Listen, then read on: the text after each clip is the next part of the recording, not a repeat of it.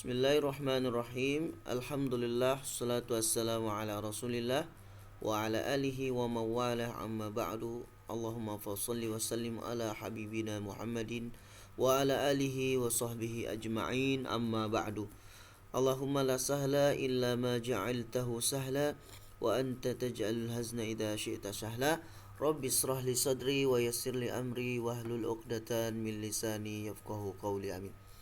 Anak-anakku sekalian yang saya cintai, yang semoga selalu diberkahi oleh Allah Subhanahu wa taala.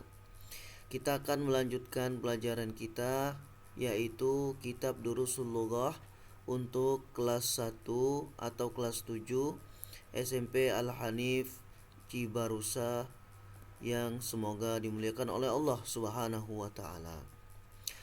Di video yang awal sempat saya jelaskan tentang ad-darsul awal ya. Tentang ad-darsul al-awwal, yaitu pelajaran yang pertama, di mana saya pernah menyampaikan atau pernah membahas, pernah menjelaskan tentang namanya isim isyarah.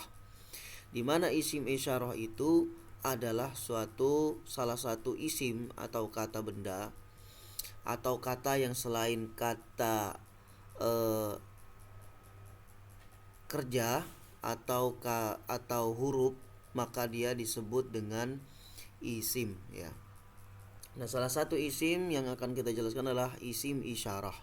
Isim isyarah itu, saya ulangi, bahwa adalah salah satu kata atau kalimat yang digunakan di dalam bahasa Arab yang kegunaannya itu untuk menunjuk. Menunjuk apa?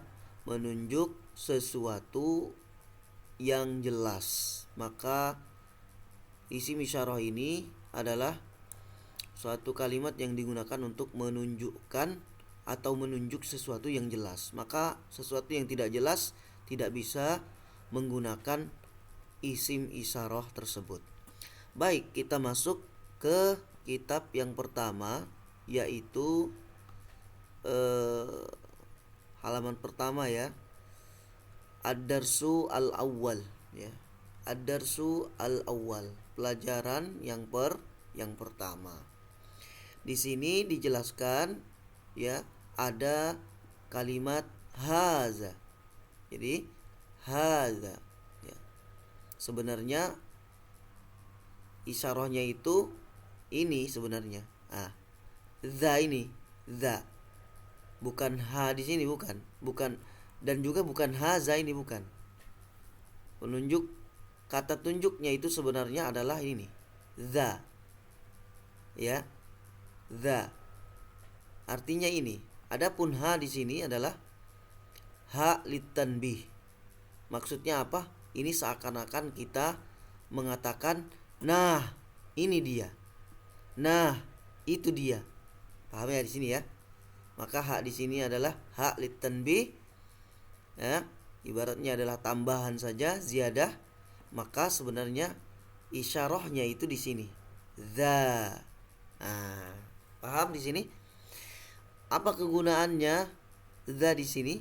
Maka kegunaannya adalah kata tunjuk untuk benda yang dekat dan untuk jenis laki-laki, atau disebut dalam bahasa Arab adalah muzakkar.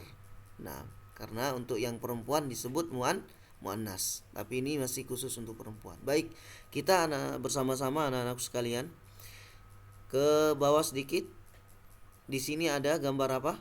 Gambar rumah. Di sini ada pintu, ada atap, ada cerobong asap atau cerobong udara.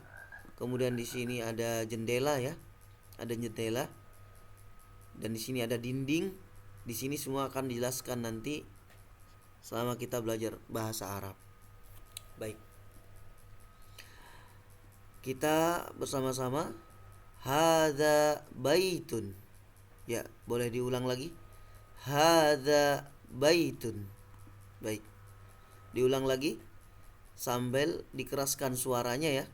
Karena belajar itu dianjurkan dengan membaca dengan keras.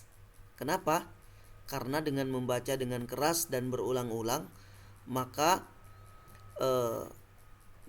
memori kita dan pendengaran kita akan merespon dengan baik, lalu kemudian akan memasukkan apa yang kita dengar dan apa yang kita lihat serta yang kita ucapkan itu masuk ke dalam otak. Jadi ketika kita mau belajar, maka hendaklah kita membaca dengan keras. Pertama, kita akan mendapatkan manfaat dengan membiasakan bibir untuk berucap. Kemudian kita yang kedua, manfaatnya adalah mendengarkan suara yang keras. Ya, mendengarkan suara yang keras yang nanti akan direspon oleh otak kita apa yang kita dengar. Kemudian kita juga melihat, dan di mata kita itu ada lensa yang bisa merekam, ya. Baik. Hadza baitun. Hadza baitun. Ha dan za sudah kita jelaskan. Ha litanbih, za lil isyarah, lil muzakkar walil qarib. Untuk isyarah yang dekat dan untuk muzakkar laki-laki. Adapun baitun, baitun itu artinya adalah rumah, ya. Baitun. Kenapa tidak al baitu? Karena dia memakai tak marbutoh. Ya, kalimat dalam bahasa Arab dilarang ketika memakai dua-duanya. Artinya ketika ada kalimat baitun lalu kemudian memakai alif lam seperti al baitun, maka ini tidak boleh. Ya. Karena dia memakai tanwin. Kecuali tanwinnya dihilangkan menjadi dhammah, maka boleh kita menambahkan alif lam di sini. Alif sama lam. Alif lam itu kalau sudah masuk ke dalam kalimat, maka bukan alif lam lagi namanya, ya. Maka dia disebut dengan harful ma'ani, huruf yang memiliki makna. Artinya apa sebutannya? Bukan alif lam lagi, bukan, tapi al. Bisa membedakan, ya. Bisa membedakan insyaallah. Maka alif lam tadi di sini ketika masuk dalam satu kalimat, maka bukan lagi alif lam namanya, tapi al. Al baitu. Makanya kita sebut al. Karena dia bukan lagi kita membaca apa? Alif lam baitun, tidak. Ya, namanya apa? Al baitun. Nah, dan al nanti kita akan menjelaskan al itu terbagi menjadi dua.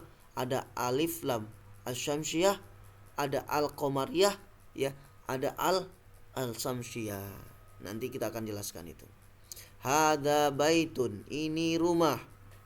Ya, hadza baitun, ini maksudnya rumah. Karena rumah ini dekat. Kita pindah ke sini. Hadza masjidun, ya. Hadza masjidun. Hadza masjidun. Diulang-ulang biar kita langsung hafal, ya, dan langsung pandai berbahasa Arab. Hadza masjidun. Hadza masjidun. Hadza masjidun. Ini masjid. Sampingnya fil janib, yani fil janibil aisar, samping kiri. Di sini ada bentuk pintu. Hadza babun. Diulang. Hadza babun. Hadza babun. Di sini adalah pintu. Kemudian di bawah pintu kita ke kanan.